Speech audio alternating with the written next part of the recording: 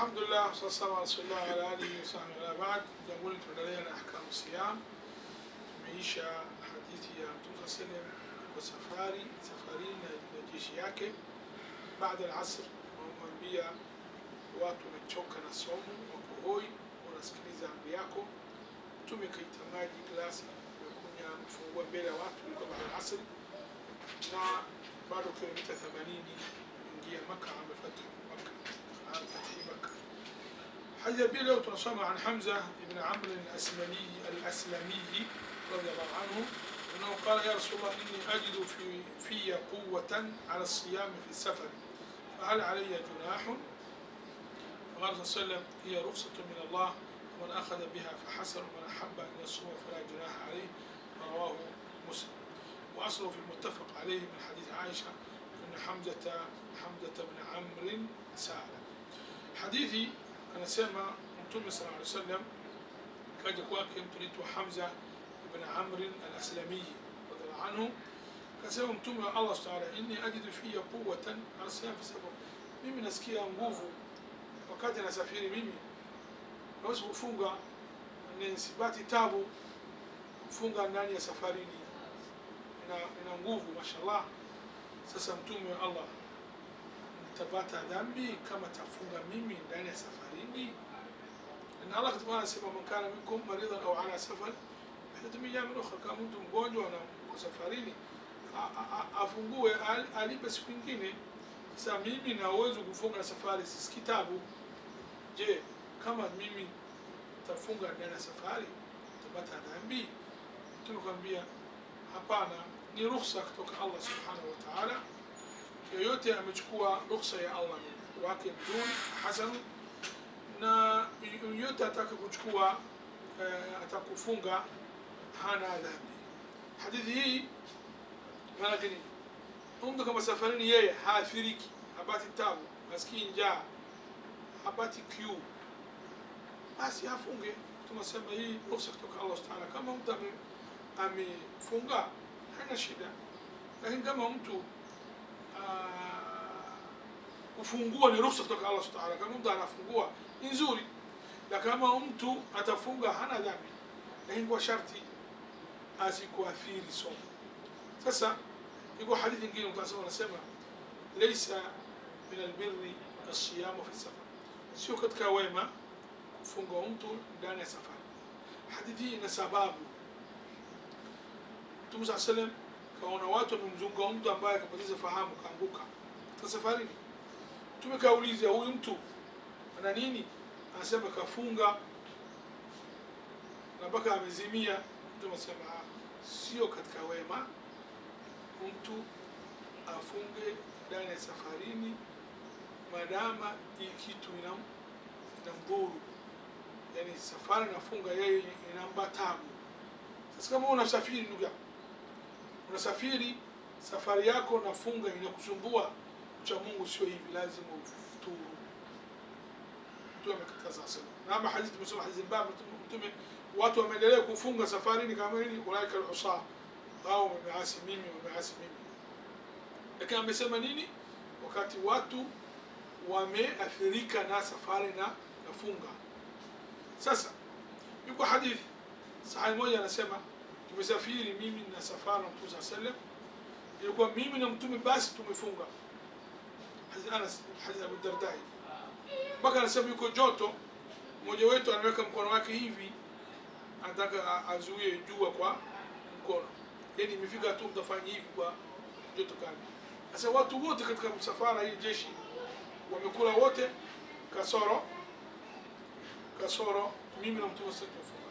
Hadithi nyingine imekuja wa nyingine, nusu wa jeshi au nusu msafara imefunga na nusu imefungua, hao hajamlomo hao na hao hajalomo hao.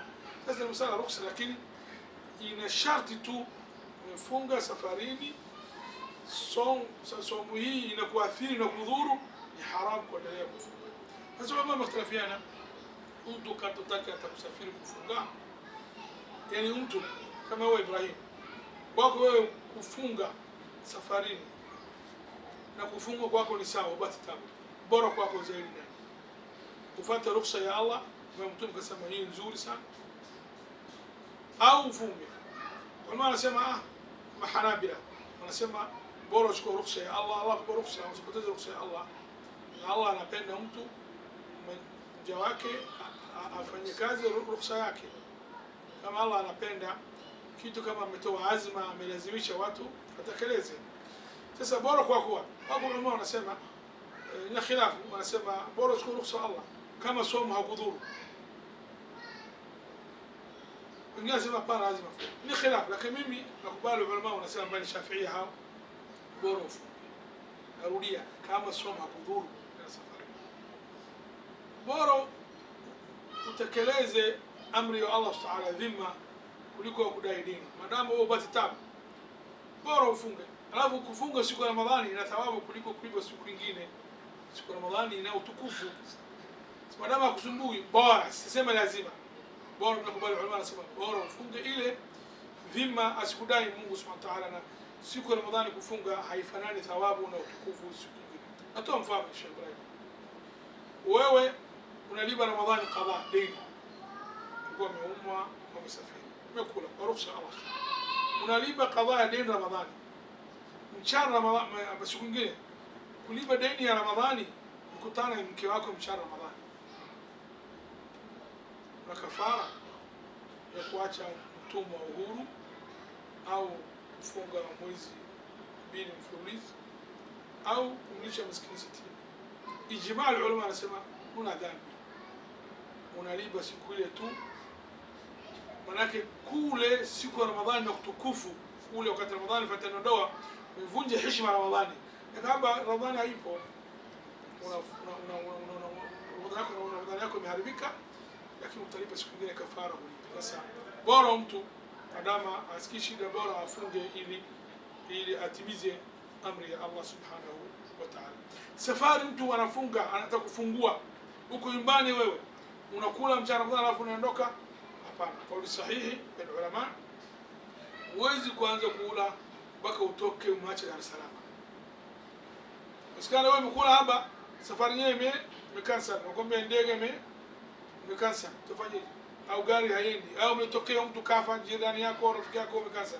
Sasa huwezi kuanza kula aweke huko nyumbani mpaka uondoke kule, ungie safari kabisa. Kama iko waiboti mshogongea out, uko sehemu ya kusubiri ndege, boarding bus unayo hapo, fungua simama vizuri tayari, maana safari au na gari kutoka Dar es Salaam anza na safari vile vile, sala inaanza kupunguza mpaka utoke nyumbani. Na neno safar maana yake ni unakata masafa au udhihiri sehemu ulipo uache. Maana Mungu asema subhi ila asfar, na asubuhi wakati imeonekana imepanda. Sasa msafiri maana yake mpaka aache sehemu ipo aende sehemu nyingine. Sasa hii ni aqwal ulama rahmatullahi alayhi. Inaanzia safari gani? Wako ulama wanasema safari mtu ameruhusiwa apunguze sala na avae jawrabia kuvaa na atumie tayammum na afuturu, lazima awe safari na taa, safari kwa ajili kumtii Mungu. Kama mtu anaenda Arusha hata kumdhulumu mtu kule shamba lake, au ndio safari maasi, au nenda kule za kufungua benki ya riba au kumdhulumu mtu, sio vizuri. Safari nyingine nasema safari maasi haitakiwi mtu kula na kupunguza sala na kutumia tayammum na al-khuffain au haifai. Dalili yao nini? Wanasema Allah ametoa ruhusa hii mtu ambaye amesafiri kwa ajili ya kumaasi, kumtii Mungu, sio kumaasi.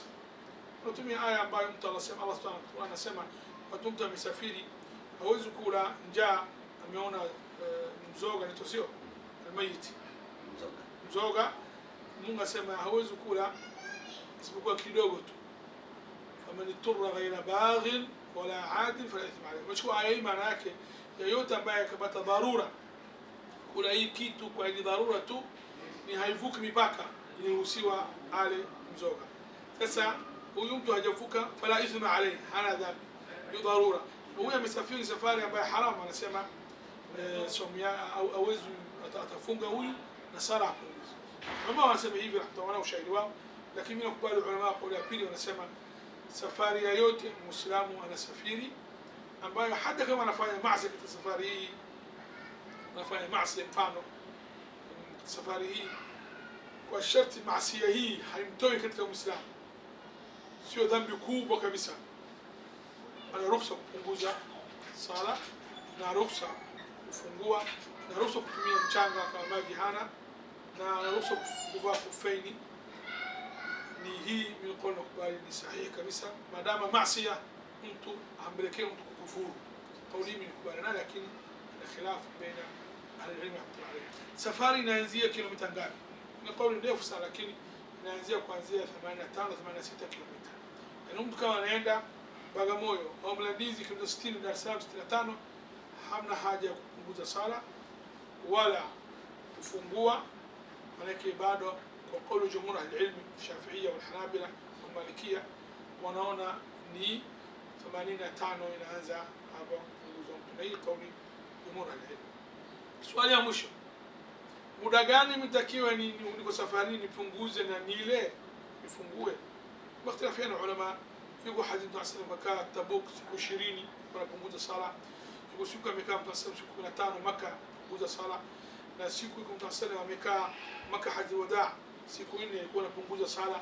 Sasa ni khilafu na ilmu masala, lakini kauli fupi kabisa na kwa darasa yangu mukhtasar, mtu kama anasafiri ina A au B, unaenda sehemu safarini, wewe unajua siku ya kurudi, alafu unajua siku ya kurudi siku fulani, baada siku 4 sala unatimiza na somu ni unaendelea nayo.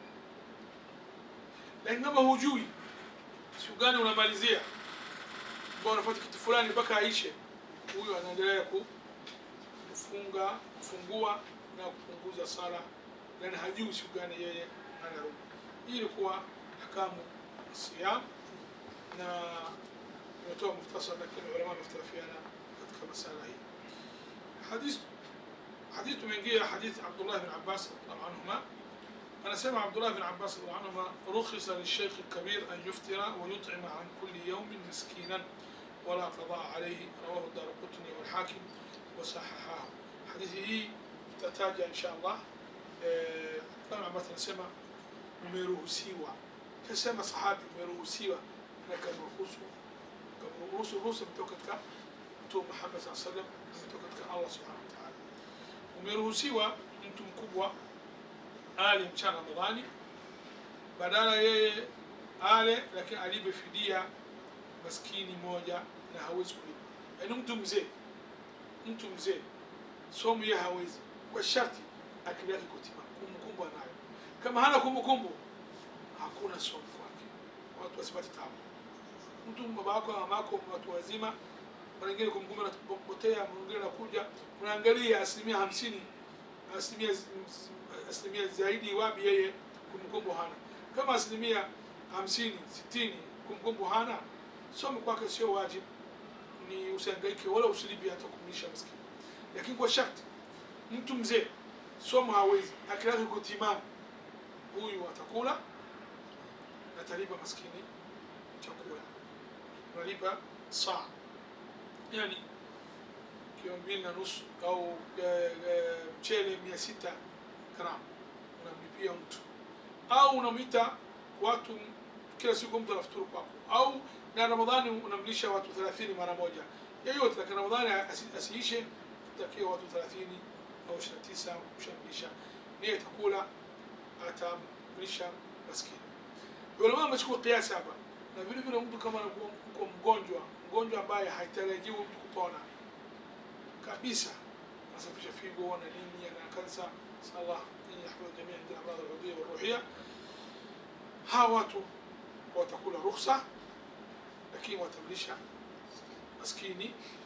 Na hii Abdullah bin Abbas amesema nakuja katika aya wa alladhina yutiquna fi at-ta'am miskin wa alladhina yutiquna minkum fi at-ta'am miskin man taw'a khayran fa huwa khayrun lahu wa tasumu khayrun lakum in kuntum ta'lamun. Hii aya somo mpita katika stage 3.